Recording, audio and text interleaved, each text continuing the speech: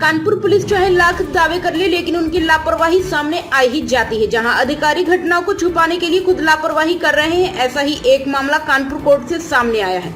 जहां थाना सचंडी पुलिस से न्याय न मिलने पर पीड़ितों ने कानपुर कोर्ट का दरवाजा खटखटाया है और अब कोर्ट ने मुकदमा दर्ज करने का आदेश भी दे दिया है। दरअसल कानपुर के सचंडी थाना क्षेत्र के अंतर्गत 3 अप्रैल को एक युवक विकास शर्मा, जो कि भैलामऊ सचंडी का निवासी था, जिसको कुछ लोग जिनमें अजीत यादव, रामकिशोर यादव, धीरेन्द्र यादव, अवधेश, मुमताज अहमद कार रिपेयर के नाम पर ले गए थे। उसके बाद विकास 11 बजे अपने घर में फोन करके सूचना दी कि इन सभी लोगों ने उनका अपहरण कर लिया है।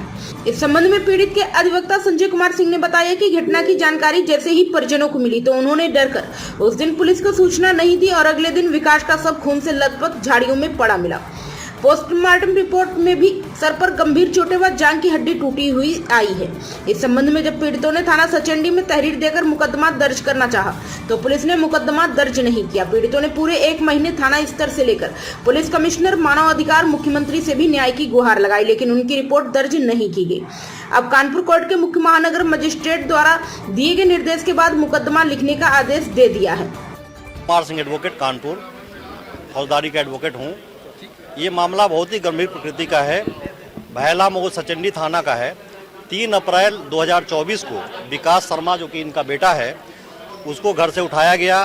एक मामूली सी रंजिश थी कि एक डिजायर कार में एक्सीडेंट हो गई थी उस बच्चे से, तो हुआ कि इसमें 40,000 का खर्चे आएगा, तो बच्चा 40,000 पहले घर से चला 10 बजे सुबह। बाद में जानकारी मिली कि उस कार में कुछ ज़्यादा खर्च था।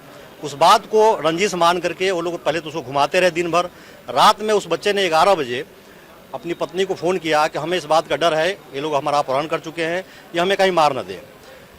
चूँकि ये गरीब परिवार है, डरे हुए थे कि कहीं थाने में फ़ोन करेंगे तो कहीं मेरा बेटा मार न दिया जाए। ये दहशत में पूरी रात काटे। अगले दिन दिनांक 4 अप्रैल 2024 को उस बच्चे को लोगों ने मार दिया। उसी में से एक लड़का अजीत यादव, वो इनके घर पर आया और कहा कि विकास हमारे साथ तो गया था, लेकिन वो कहाँ है, हम लोग को नहीं मिल रहा है। तो ये लोग चूँकि रात में आशंकित थे, डरे हुए थे, वो उसके साथ गए। जब साथ गए तो इनके मकान से 700 मीटर की दूरी पर उसकी लाश बरामद हुई। सबसे बड़ी बात यह है कि पहले तो वो घुमाते रहे, रंजिश मामूली थी, अपहरण करके उसकी हत्या की गई। 35 दिन तक ये लोग थाना सचंडी में बार बार जाते रहे अपनी FIR को लेकर के। पोस्टमार्टम हुआ, सब कुछ हुआ, लेकिन इनकी FIR नहीं लिखी गई। सबसे बड़ी दुख की बात यह है कि जो थाना सचंडी में उस समय थानाध्यक्ष थे, वो कोई 2 स्टार और 3 स्टार नहीं थे। वहाँ पर अमोल मुरकुट, जो कि IPS अधिकारी थे इंचार्ज, और एक IPS अधिकारी इस घटना को की गंभीरता को संज्ञान में नहीं लिया। मजबूर होकर के लोग मेरे पास आए।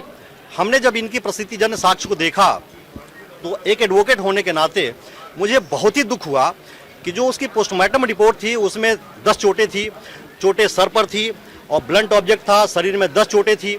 ऐसा प्रतीत हो रहा था कि बिल्कुल घटना जेन्युइन है, इसकी हत्या की गई है, क्योंकि इस घटना में जो उसकी ब्लडिंग थी वो दीवार पर लगभग 8 फीट तक ब्लडिंग थी, नीचे थी।